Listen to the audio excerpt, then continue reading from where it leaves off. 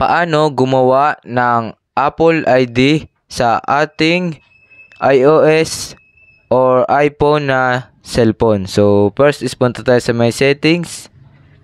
At kapag nandito na tayo sa my settings, ayan, may makikita kayo dyang Apple account. So, ayan, click nyo lang yan. At dito, may makikita kayo dyan sa babang bahagi. Yan, nakalagay, don't have an Apple account. So, wala tayong Apple account. So, gagawa pa lang tayo. Paano nga ba? Click nyo lang tong nasa babang bahagi. At mapupunta kayo dito sa my name and date of birth. So, yan. Ilagay nyo lang yung first name nyo, last name, saka yung birthday.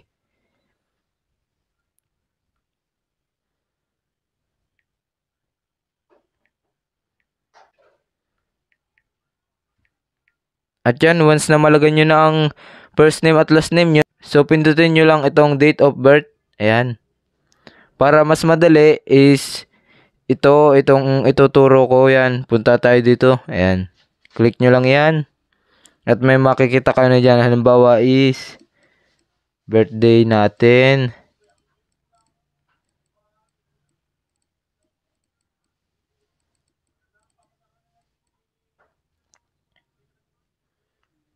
Yan. And then, click ulit natin ito. Ayan. At dito, mamimili naman kayo ng day na pinanganak kayo. Kapanangakan. Once na tapos na at nailagay nyo na ang inyong birthday. So, ayan. May makikita ko dyan. Continue. Click continue.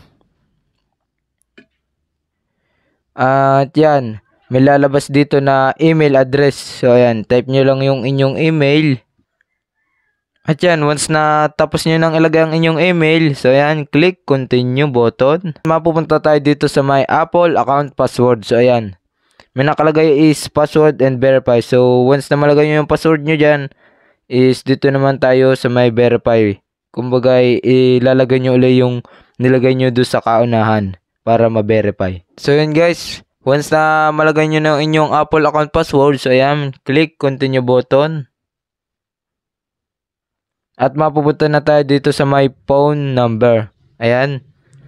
Click nyo lang ulit yung continue button.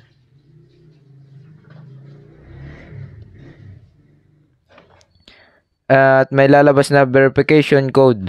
Ayan. Automatic naman yan kapag yung inyong ginamit na number is number nitong cellphone ninyong ginagawa ng Apple ID is automatic yan. So yun guys, basahan nyo lang yan. Terms and condition. Ayan. Scroll nyo lang. Ayan. Then may makikita tayo ditong agree button. Click nyo lang yan. At yan, waiting na tayo. So ayan, sign in. No? Wait lang natin guys.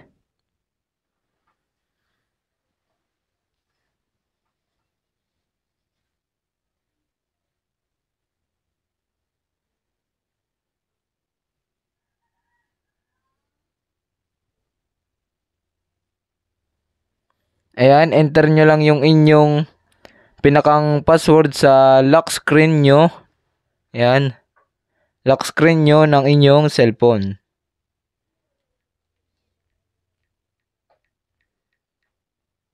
And at automatic na magbe-verify ulit siya. Ayan, naglo-loading. Wait lang natin. At yan, may nakalagay sa taas of verifying. So, ayan yung ating ginawa. Allow na kabili. Ayan. Yung ating ginawang Apple ID. Ayan. May makikita kayong verify email address. So, hindi nyo siya magagamit kapag hindi siya naka-verify. Kaya naman, i-verify nyo lang. Ayan. Click nyo lang yung verify email address. Then, send code. Ayan. Then, may papasok sa ating email. Ayan. May lumabas na. Ayan o. Yung ating code.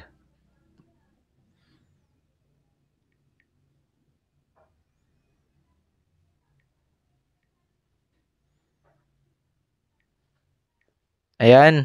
Once na malagay nyo na inyong code, nakalagay is verifying. And then, ayan. So, click nyo lang dito yung cancel button. So, makikita nyo naman na nakabukas na itong iCloud, Family, Find My, Media and Purchases, Sign in with Apple.